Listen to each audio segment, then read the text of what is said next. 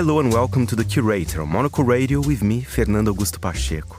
Over the next 60 minutes, we'll be bringing you some of the very best interviews and reports from the past week of coverage on Monocle Radio, with highlights from our studios here in Midori House and from around the world.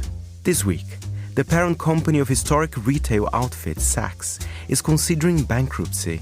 Our founder, Tyler Brûlé, gives us his take on the failure and what it means for the bricks-and-mortar luxury market.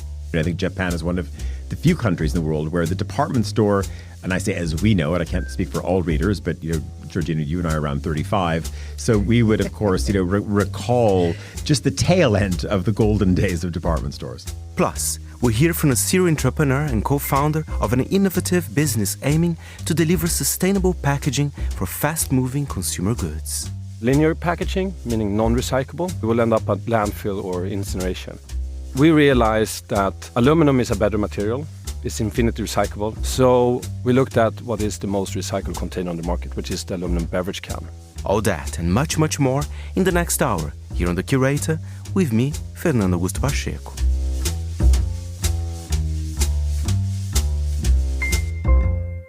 We begin today's show by looking back to Monday's edition of The Globalist, where we learned this week that Saks Global Enterprises, created just over a year ago from a leveraged $2.7 billion merger between Saks Fifth Avenue and Neiman Marcus, is now preparing to file for Chapter 11 bankruptcy after missing major debt payments. Longtime CEO Mark Metrick has stepped down amid the crisis, raising fresh questions about leadership decisions and the future of luxury retail brands that depend on Saks' network. Georgina Godwin was joined by Monocle's editorial director, Tyler Brûlé, who began by telling her about the state of the department stores where he currently was in Tokyo. I'm hours out of being in Isetan, and of course, Isetan Mitsukoshi, it is one of the biggest department store groups. Isetan in Shinjuku in Tokyo, it has one of the highest department store turnovers for a single door in the world. And this is a proper department store. And I think it takes us a little bit in the direction of where we want to go with, of course, how do you solve a problem like department stores in many other corners of the world? We're going to be talking about the U.S. At the moment, but of course, it's a U.S.-Canada story because it also has something to do with, of course, the Hudson's Bay Company, which is no longer with us as well. But if you look at the state of the department stores, I was even just in the taxi on the way to our studio here in Tokyo. There's one of these ads, of course, pops up at the back of the seat, and it was about Seibu, a department store in Ikebukuro, again, another suburb of Tokyo. And it was just about the renewal of the store. It was just, and of course, Seibu is one of the, one of the most famous names of one of the big holding groups in Japan, very famous as being a retailer, Georgina. But it was incredible because it was both English and Japanese. But it was talking about this department store is your friend and you'll still recognize us when you come in, but we've reconfigured for a modern time. And there was just all of these, lovely images sort of fading in and out. Now, Ikebukuro is not so close to our studios here, but I was tempted. I thought, okay, this is the place I want to see it. And how were they seducing me? They were seducing me with just pure variety. I think the things that department stores should do, which is whether it is food and great drink and good restaurants and an array of wonderful brands and products that you want to buy. And that is still alive in this country. And I think Japan is one of the few countries in the world where the department store, and I say as we know it, I can't speak for all readers, but Georgina, you and I are around 35, so we would of course recall just the tail end of the golden days of department stores. Absolutely, and of course chief amongst those has always been Saks and Neiman Marcus. So Saks Global Enterprises was created just over a year ago from a leveraged $2.7 billion merger between Saks Fifth Avenue and Neiman Marcus. It's now preparing to file for Chapter 11 bankruptcy after missing major debt payments and struggling to secure emergency financing. So the longtime CEO, Mark Metrick, has stepped down amid this crisis. It raises fresh questions about leadership decisions, the future of luxury retail brands that depend on the Saks network, Tyler. I mean, it's a major, major fall for a once strong luxury retailer. Why do you think this happened? Well, I think we have to rewind many, many years, and I think some would like to point, of course, to the dawn of e-commerce, and you can say that, of course, shopping digitally might have had some impact, but I think this goes further back. I think there was a moment, Georgina, when there was this sense that, okay, one side rationalization. I think one side we saw a lot of consolidation in the United States. And of course, when you're talking about consolidation, that means you're looking to save costs. And you're looking to save costs and you want to sort of rationalize everything. That means taking people off the shop floor. That means fewer brands. That means, probably co-opting or leasing out part of your stores to other brands. So that starts to dilute the experience. So I think we can look back across the last 2 decades, and there's been a number of, I think, missteps. And primarily we're talking about, this is a U.S. story right now. We're talking about Saks. We're talking about, of course, Neiman Marcus, which also includes Bergdorf Goodman. So you're talking about, of course, some of the most recognized department stores, really in the world, and certainly from a fashion and beauty perspective, some of the most admired at the same time. And then, of course, there's all of the other stores. But it's amazing when you just read about the history of the U.S. department store and just how many names there used to be. That if you were in a city like Chicago, there was Carson Pirie and Scott. There was Marshall Fields as a big name. Boston was known as Filene's.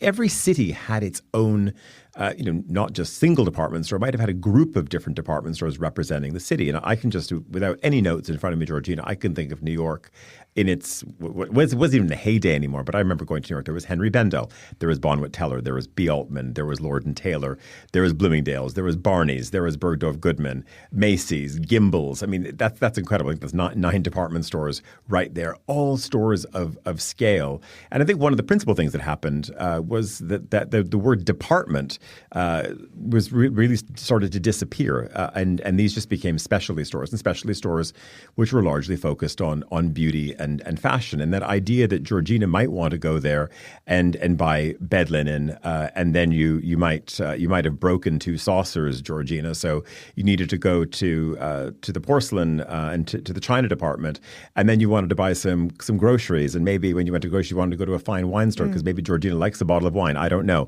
but anyway. All of these things that they had you captive under one roof, right? And sadly, I think what happened was these became places which were largely just focused on garments and beauty, and that sense of that place was essential. And you could say John Lewis in the UK does that a little bit. But again, it's not the same as it used to be. I mean, you used to go to the John Lewis linen department, and it was amazing. And there was just the best representation of also made in the UK or made in Scotland, and so much of that has been eradicated. So that notion of specialization, I think that notion of breadth, of having a varied selection, and I always say goodness, you get those people through your front door and you could almost sell them anything. Yes. And that takes me back to Japan. I mean, because that is what is still happening here. Tyler Brûlé there, Monocle's editorial director, in conversation with Georgina Godwin earlier this week. From the lows of Saks to the highs of Turkish Airlines now, as the company saw out 2025 flying over 96 million passengers, marking a record for Turkey's national carrier.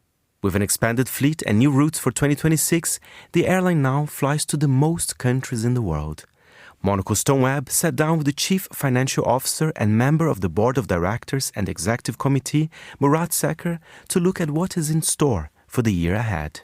Aviation is actually intrinsically an industry that is prone to a lot of global risks, geopolitical risks, macroeconomic risks. Today, we are operating in more than 350 destinations in 132 countries, which makes us the airline that is flying to more countries than any other airline. Having said this, then it makes us the most prone airline to risks wherever is happening in the world. But on the other hand, it also helps us to mitigate those risks. For example, considering where we geographically are located in Istanbul, in our Istanbul hub, just in our neighborhoods, there is two war going on between Russia, Ukraine, and then the Israeli war in the region. Yet we were able to mitigate these risks with redirecting the capacity in the Middle East and the Russia region to other places. And we have had the same experience through the pandemic too. When the Asia recovery from the pandemic was very slow, we were able to redirect that capacity to West, to Europe, to the United States, and to all Americas, which helped us mitigate greatly that financial risk, and it allowed us to sustain our profit margin. So going forward, and considering that we have quite sizable aircraft order book signed with Boeing and Airbus, we believe this scale is going to play in our favor. We are always, given also that the market is very competitive, we have to find new niche areas to sustain our profitability. And in order to achieve this, we look into getting new destinations. Most recently, we opened last year, we started flying to Chile, Cambodia. We increased our operation in Australia. And lastly, we are trying to utilize our big competitive advantages like Istanbul, like Turkey, which is Turkey today is the fifth most visited country. It's an exciting time for Turkish Airlines, and you've mentioned the growth and your plan around the world. But how do you ensure that this rapid growth doesn't dilute your excellence, your brand reputation, your brand experience? So this is definitely a challenge. Last year, we just announced our traffic results in 2025. We carried around 92 million passengers, and we probably will pass 100 million in 2026. So moving this large scale of people from one position to another and facing numerous challenges, being the aircrafts getting older, we have maintenance issues, we have the ground aircrafts because of the engine issues, and there are weather conditions, there are air traffic restrictions in certain geographies due to the congestions. So operations get messier and messier, it gets more difficult. But in the meantime, it's a very competitive market. And in order to sustain our profitability, our strong, sustainable profit margins, we have to have our customers satisfied through their providing a good on-time performance, through providing good connectivity, a good hospitality, a good catering services, a good launch experience, airport experience, and everything. So there is definitely a trade-off between these two factors. And when we decide on how much further growth we have to add to Turkish Airlines' current scale, we do consider all of these. We believe personalization, meaning that providing a personal experience to our customers are going to increase their loyalty to our brand. And we do invest in that loyalty significantly. In the meantime, given the operation is growing and getting more complex, we are trying to utilize all sorts of feedback receiving mechanisms through our IFE system, through our web and mobile applications, through our focus group studies, so that our customers keep their loyalty with Turkish Airlines, and then we don't go back from the strong high rankings that we have attained. And thinking about hospitality and Turkish Airlines, the way that they bring business travel and premium cabins to your passengers, how important is that offering? How much does it contribute to the overall business? So it is an area actually strategically we have determined that requires more focus and more investment. Currently, about more than 20% of our revenues are coming from the business segment. Now we have projects to increase our products that we serve in the premium segment, to expand it merely business class to a more broadly understood as a premium segment. And we are trying to increase our passenger engagement, passenger loyalty in this particular segment, because it provides the premium customer base are usually more loyal to their brands, and they of course also are more profitable. Our current business class load factors have increased more than 10% throughout the last 3-4 years because of the focus on that segment. And we have one of the best connectivity for which the business class and premium class segments, this is one of the key important items, reaching their destinations on time and in a timely manner. Istanbul Airport today has one of the lowest connection time globally.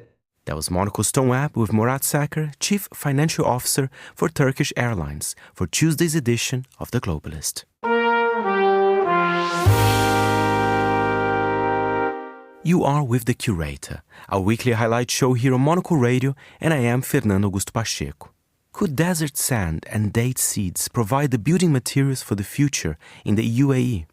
Dubai-based startup ARDH Collective believes so. Monocle's design editor, Nick Moniz, was in the city for Dubai Design Week and caught up with the co-founders of the company, Alina Ahmad and Max Tetamanzi, to find out how their novel approach to sustainable materials may soon revolutionize the region's architecture.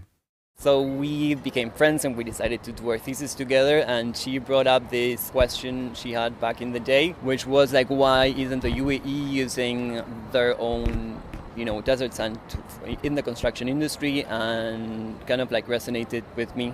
And we started doing research on top of that question. So actually focusing on concrete, like why isn't desert sand used in, let's say, the traditional concrete mix? That's how we started.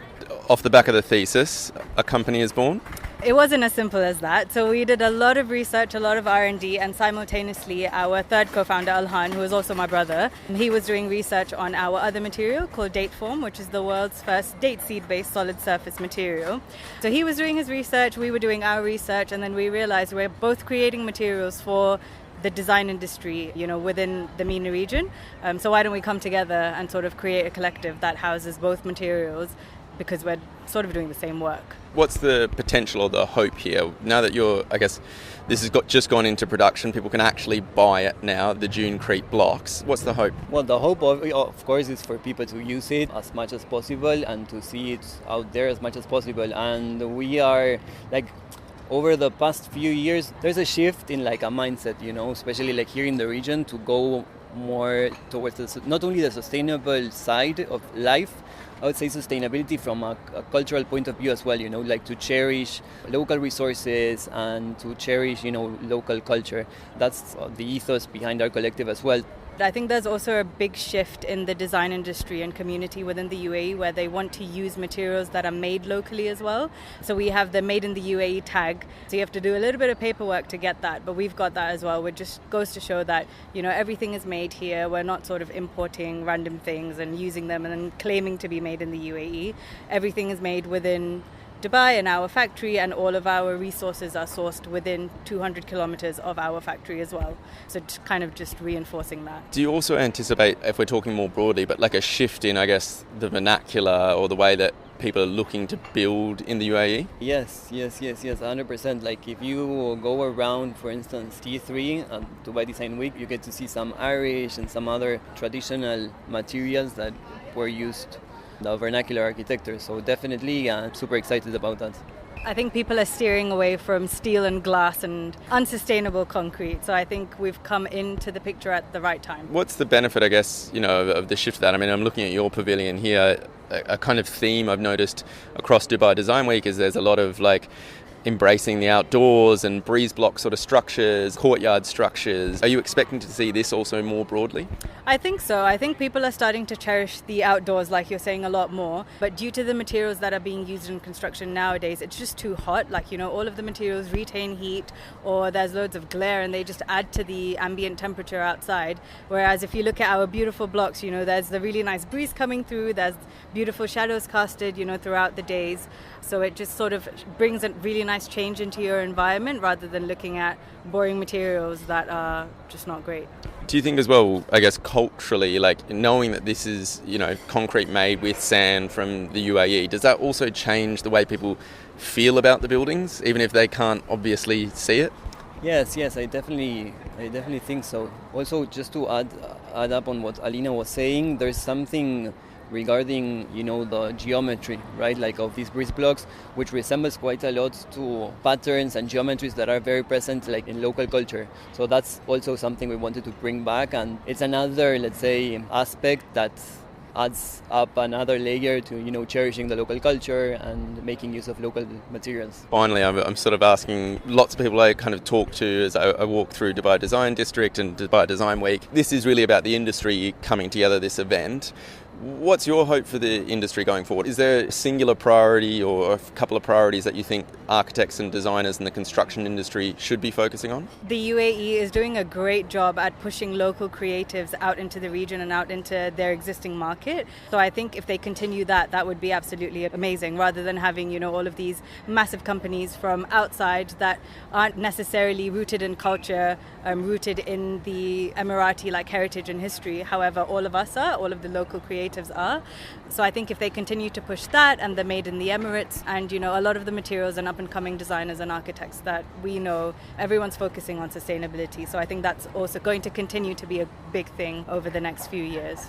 I would say there's something really nice happening here at Dubai Design Week, where you can see small startups and entrepreneurs, So if I think about the UAE, it's about, massive corporations and big people bringing in big chunks of everything.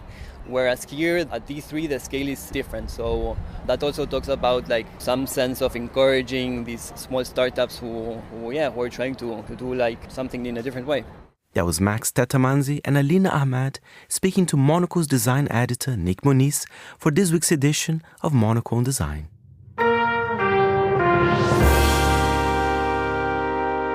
Stay on the subject of sustainability now, as our next highlight comes from this week's episode of The Entrepreneurs. Victor Ljungberg is a serial entrepreneur with a track record of success in digital media who is now setting his sights on an even more challenging field, making the world more sustainable.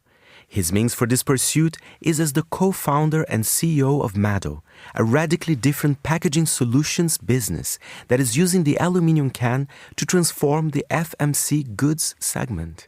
Armed with examples of the smart products and tech for Monocle's Tom Edwards to play with, Victor stopped by Monocle HQ to tell him more about the business and about the start of his journey. Here is Victor. Meadow is a new circular packaging standard. So imagine that you're a consumer and you go into a retail shop and you're going to buy your products. You see a shampoo, you pick that up, a hand soap, a condiment, a surface cleaner.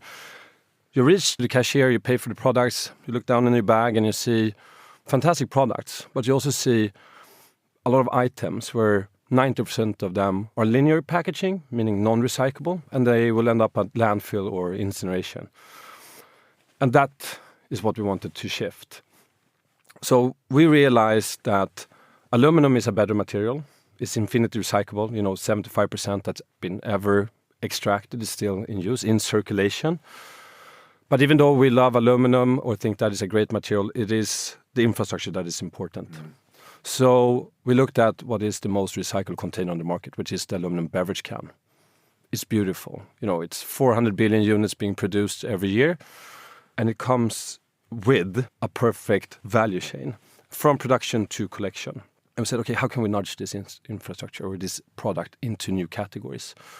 So we just transformed it from a beverage can into a capsule, as we call it, the Meadow capsule system. And then, you're a consumer, how would you use it? Well, you already have probably a dispenser at home. You maybe bought a nice one at a product store or H&M Home or something similar. But nowadays, you refill them, and it's quite messy. So instead, you take this cartridge, you pop it inside to our proprietary dispensing system, mess-free refill. Easy, open, clean, etc. And there's a kind of a playful smile on your face, because it is that amazing thing where, I'm sure it was far from simple to deliver the proprietary tech and to, as you say, to sort of adapt the thinking of the beverage can to this different unit, but there's something so pleasingly, elegantly simple about it. And we've got some of the bits. Let's talk about them, because I have here. So this is a kind of the top of a traditional can with the integrated ring pull, which people imagine. And this is the Meadow top, the little kind of flower. Tell me a little bit about how it works, because it basically it just looks like a drinks can without the ring pull. Which, I mean, that is what it is. It is what it is. Exactly. But tell me how, because it's too simple, but it can't have been. So how did you refine it? What was that process like? So maybe first talk about why even changing it. I mean, if you put soap in a normal beverage can, which will actually, be a good thing, because you put then FMCG products in something that is circular, but it's not a great user experience and it's not safe. Starting with the safety part, actually, if you have soap in a can and you have something that billions of people are used to consume in a certain way, someone will mistake it for a beverage, and someone will probably drink it, and then they probably smell well in the mouth. However, it's not a good idea. Bubbles coming out. Yeah, bubbles coming out, exactly. But instead, we had to make it tamper-free and safe, and we need to make it also different. So create a differentiation so people understand, okay, this is something else. The other aspect, as I mentioned, is the user experience. This is a key element. We have actually created a reuse and a refill system, but we call it pre-fill because with this tamper-free end, which is, as you said, doesn't have a ring pull. You cannot open it. You need to open it with an external mechanism. It pushes you to another user experience. So you take the can, you pop it inside of a dispenser. We have some here. Yeah, let's have a look at these as well. Yeah. So there could be a dispenser where you have a pump applicator for soap or hand cream, but it could also be a spray applicator for a surface cleaner. And you pop it inside, and in order to open it... That means I'm going to do the... Yes. There it goes in. Yes. And then you would need to take away the safety cardboard things. So, exactly. There you go. There you go. Now, listen, I guess, so this is one of those ideas where, listen, the execution is perfect. The idea is beautifully simple. You've proved your smarts before, right? You've already exited other businesses, so that makes it presumably easier when you're talking to partners and backers and so forth, to a degree. But to move the needle with something like this, and the numbers were astonishing, 400 billion beverage cans, you said, a year. You've got to get people on board relatively swiftly and at a certain scale, right, to start to kind of do the things we need to do for that circularity.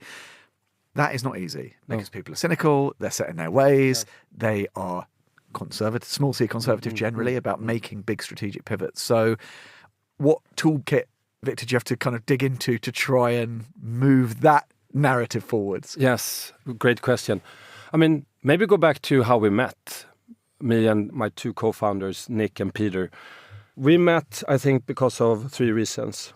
It was time that we were at the same co-working space without knowing each other from before. A bit of serendipity, a bit of luck. For sure. The second part was that we all were in love in the same problem without knowing it. I think that is important. And then a very strong intuition where after we have shared our ideas and seen what we wanted to do, that we felt that we do it now immediately. No break, just full throttle. So, you know, I've been spending some time already, as you mentioned. I was a CEO in another company. We have now already sold it once, and we were about to sell it the second time to a new owner.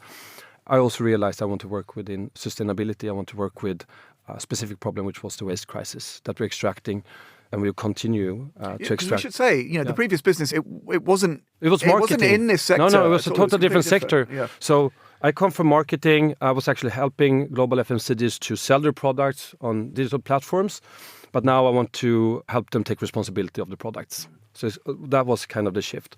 And the theme was the waste crisis. How can we reduce the waste mountain that exists on this planet? Because only on the last 5 years since we started this business, the amount of waste on this planet has increased with 20%. 20%. I mean, again, you've got to let, a bit like that 400 billion, you've got to let that stat sink in. Yeah, 20%. 20% more waste on this planet. And we talk about certain waste mountains in areas on this planet that are bigger cities. You know, there's traffic on these waste mountains. And then you also have the invisible waste mountains, like in Sweden. We incinerate it. We have a very sophisticated infrastructure to create waste to warmth, so we create energy from it. Also fantastic. But it doesn't really help us, the fact that we are continuing to extract resources from this planet. And we have planetary boundaries. We just need to admit that we are consuming more than what exists. We talk about this overshoot day. So currently I think that we are at 1.8 planets a year, and it's going in the wrong direction. And just to bombard you with another stat. I'm loving the stats there, Victor. Don't you worry about that. Okay. No, but then you know, until 2050 is a quite important target for countries and companies, etc. We need to be net zero. By then, we probably have extracted 60% more resources than today from this planet.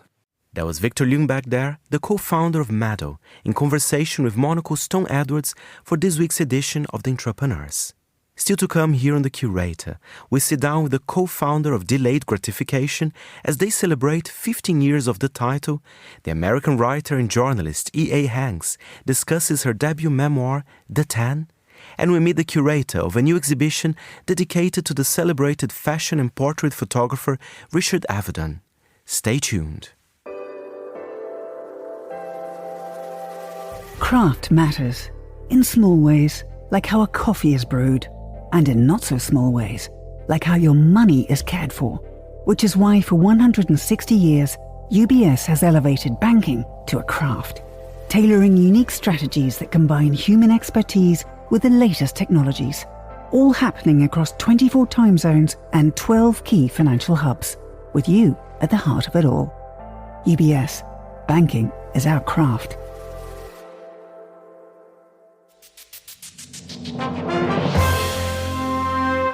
You are with The Curator, a weekly highlight show here on Monocle Radio, and I am Fernando Augusto Pacheco. On the Stack last weekend, we were in a celebratory mood as we celebrated 15 years of one of our favorite titles that we followed from the start, Delayed Gratification. Described as a slow journalism magazine, it aims to bring depth, context and perspective to the latest quarter's news.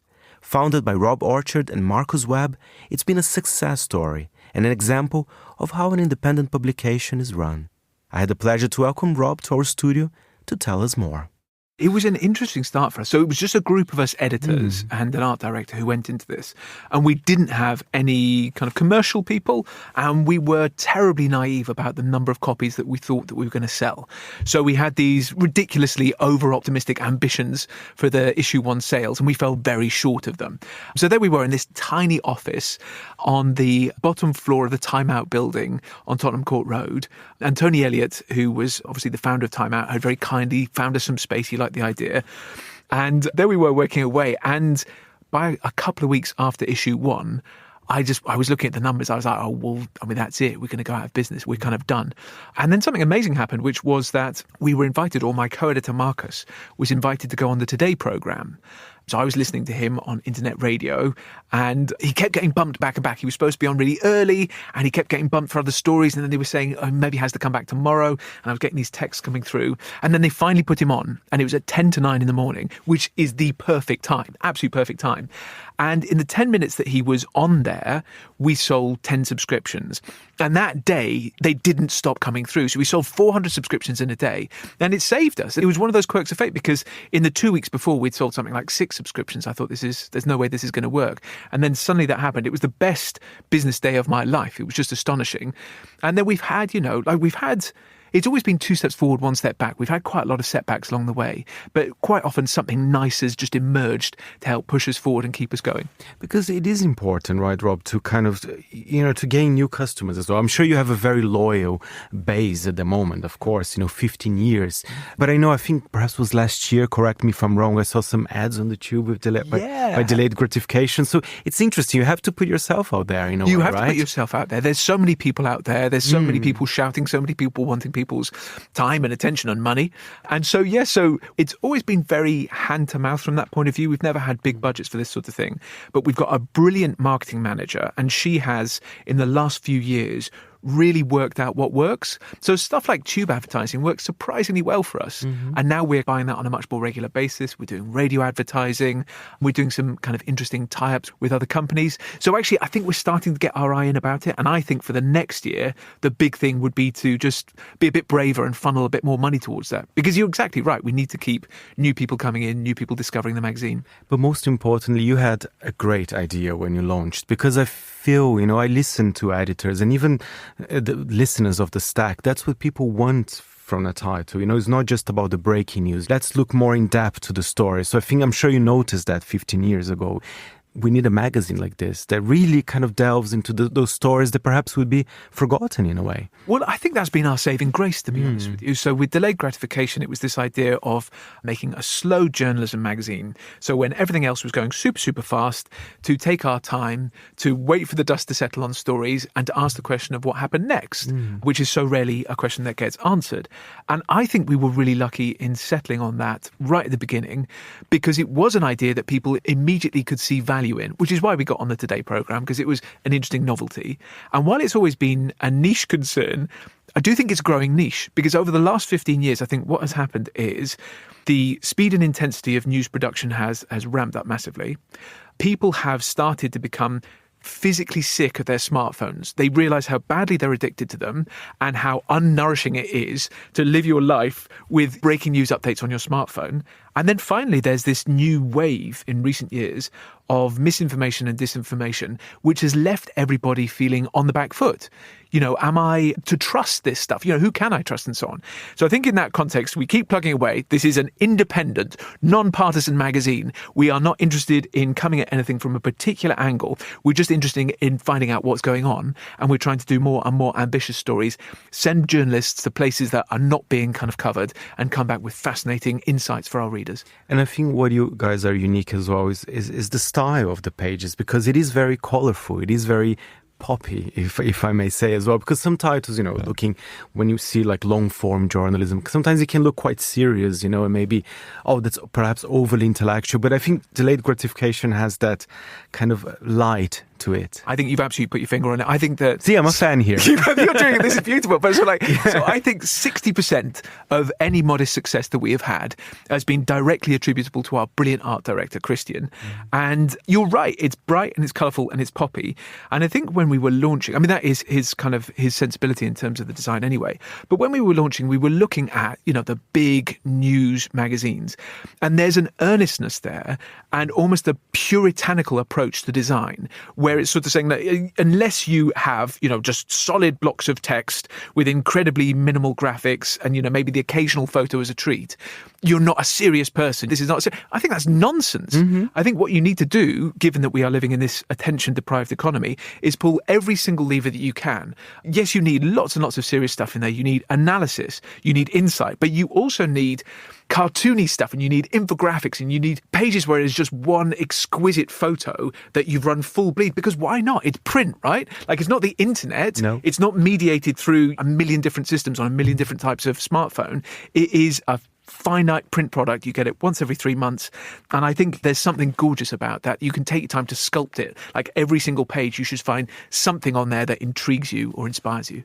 Rob Orchard, co-founder of Delayed Gratification, speaking to me there. On last weekend's edition of Meet the Writers, Monocle's Georgina Godwin was joined by the American writer and journalist E.A. Hanks to discuss her debut memoir, The Tan, which recounts a solo journey, retracing family ties and the memory of her late mother. I have very vivid dreams, and I would say 9 times out of 10 what I dream about is the house I grew up in. Still, to this day, I had one the other night. So I grew up in a house that from the outside was the house of a privileged and happy family. And we were privileged, but we were not happy. There were moments of joy, as there always is in dark circumstances. But the house smelled of cigarette smoke.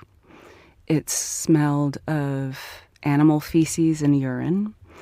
It smelled of old coffee grinds and mildew. And it was this house that, it wasn't quite Grey Gardens-esque. You know, I wasn't feeding pâté to the cats as raccoons came through the roof. But there was an aspect of Big and Little Edie kind of toddling around this house that was kind of a grand old lady, but had fallen perhaps into the wrong hands. So it had all the markers of stability. There was a pool. Who's so lucky to grow up with a pool in their backyard? And there was, columns and rose bushes. And, over the years, suddenly over the windows, there was, metal bars as if we lived in an endangered neighborhood. And there were security cameras as if we were holding gold bars. And there was a Y2K panic room with an apocalypse food hoard in the basement as if we were end of days preppers. So it was a very bizarre sort of cognitive dissonance bonanza of what the basis is this is an upper middle class stable family that is living in an extremely desirable neighborhood called the Fabulous 40s. And then what was happening inside was decidedly not fabulous. I mean, a lot of the media coverage about your book kind of screams headlines. Tom Hanks's daughter alleges huge abuse by her mother. And of course, there is an element of abuse here. But I read this book almost as a love letter to her. I think that there is clearly a huge well of deep affection and love for this woman who was so deeply troubled. And she was troubled because of her own background. And really, that's what you try and draw out in this journey.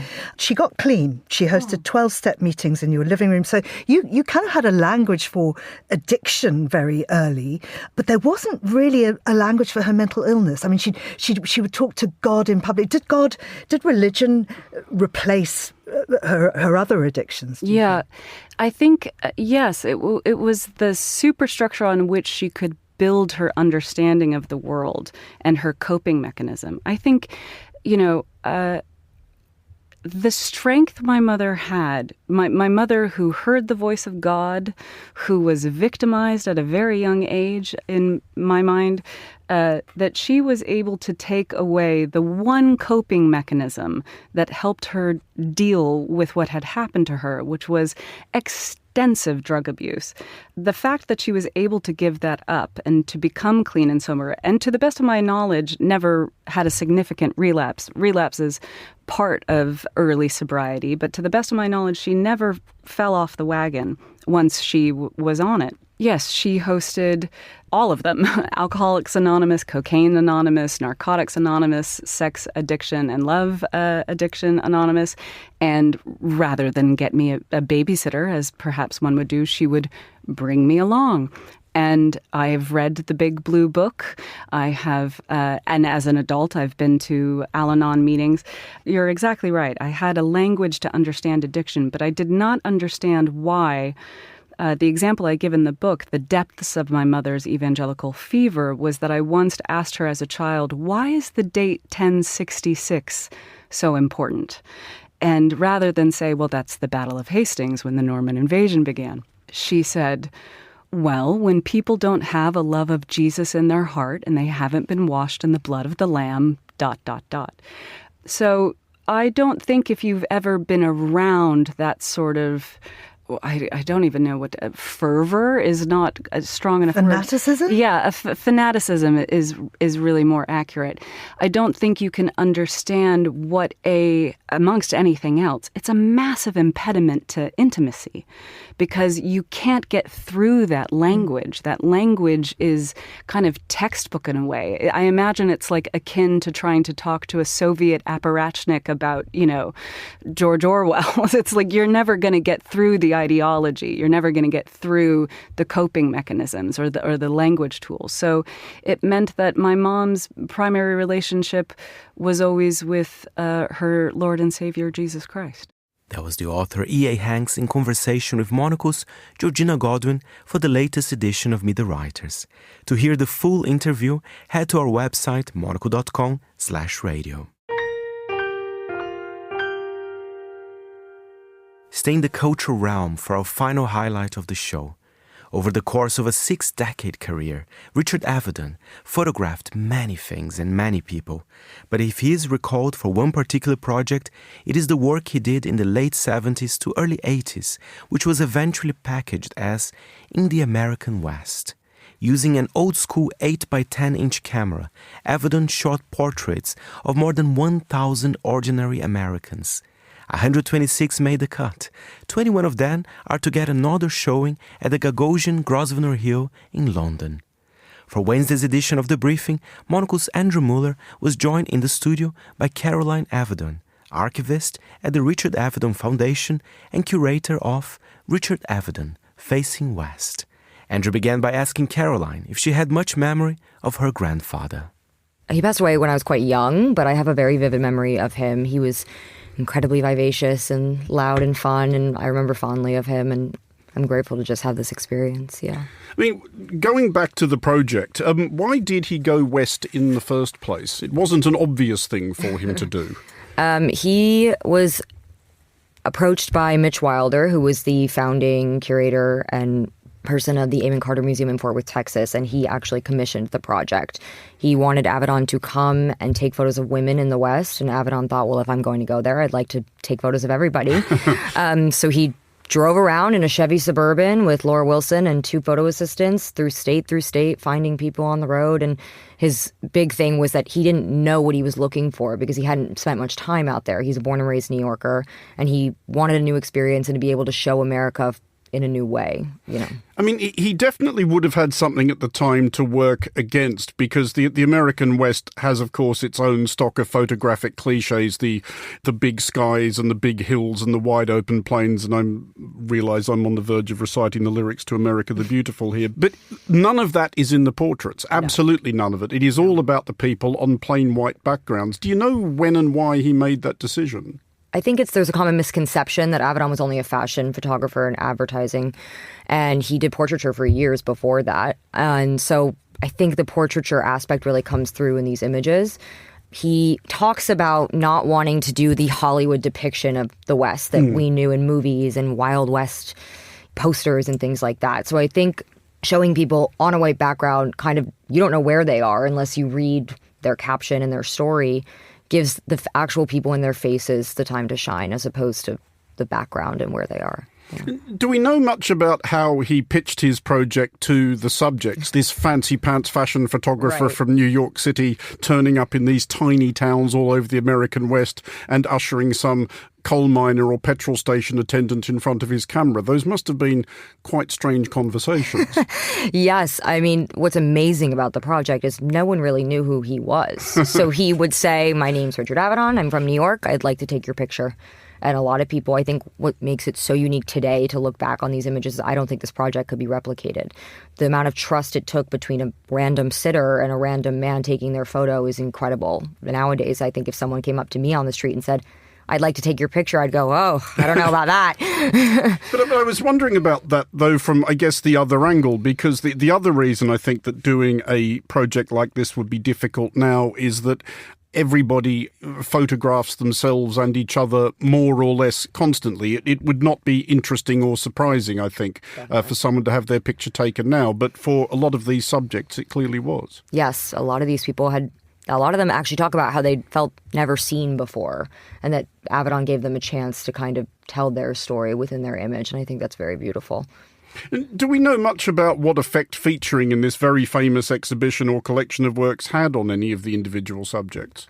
It's funny you ask. I'm not too sure about the effect, rather than I was recently reached out by one of the subjects' daughter-in-laws, and it was just really cool to get some stories from her husband that knew Avedon, because Avedon kept relationships with several of the subjects after the fact, and we have correspondence at the Richard Avedon Foundation between people, and I know a lot of them still have their portrait. I know someone who has it in a safe because he's terrified something will happen to it, and I think a lot of them it changed their perception of themselves, I think. Yeah. But do you think it has changed perceptions of the American West and perhaps Avedon's own work as well? Because there is now God help us, what year are we up to? 2026. There's 40 years of history attached to these works now. Do you get the sense they're thought of differently now to how they were when they first appeared? Yes and no. I think they're still incredibly relevant. America is a little chaotic at the moment, and these images, I think, bring back a sense of that we're all the same in a way, that yes, we may think differently, we have different views, but when you're looking at someone when they've dropped their mask just in front of his camera, I hope people find a way to relate to the subject, even if you don't feel you're physically or mentally like them. So do you feel like these pictures still illustrate something not just about the West in the mid-1980s, but the West and perhaps the United States more broadly now?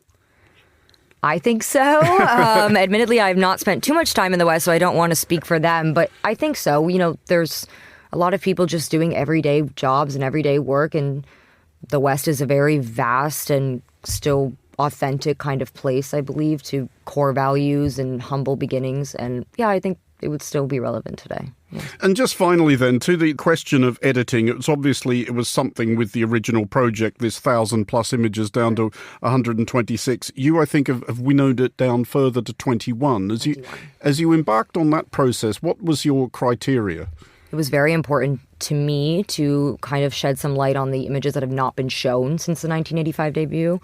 There are a lot of familiar faces that we have, the bee man, the coal miners, things like that, but there are some incredible subjects that just have not had their chance to kind of speak for themselves, and so that was incredibly important to me. And the other thing that was important was getting some of the younger subjects. I'm really hoping to elicit conversation from a younger generation with Grandpa's work. That's very important to me. Well, that's all we've got time for this week's edition of The Curator. The show is produced by San Impi and presented by me, Fernando Augusto Pacheco. Join us again next week to hear some of the very best of the programs here on Monocle Radio. Thanks for listening.